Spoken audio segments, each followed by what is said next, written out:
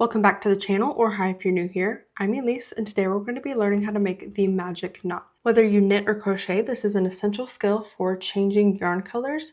As you can see, it is super seamless, there's no yarn tail sticking out, and it is very sturdy. Okay, the first step to making our magic knot is to lay out both of our yarn colors parallel to each other, just like this. We've got one right on top of the other, and the ends are facing in opposite directions. Next, we're going to start with this bottom color.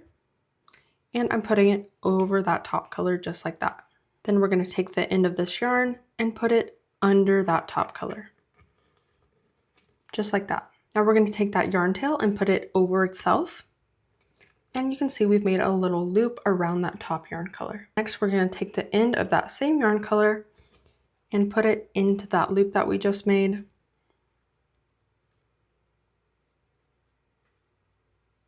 Just like that. And you can see that we've made a knot, so we're going to tighten that down around that top yarn color. Make sure you pull it nice and tight, and now we can go ahead and do the same thing over here. So we'll start by putting that top yarn color over the bottom one, then put it under that bottom yarn color, like that, and then we'll put it under itself, just like that. Now that we've made our little loop, we're going to take the end of that yarn and put it into that loop.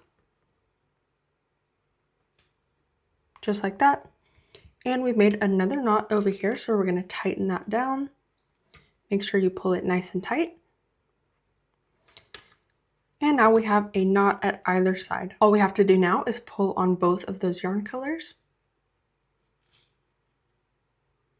And you can go ahead and trim down those yarn tails.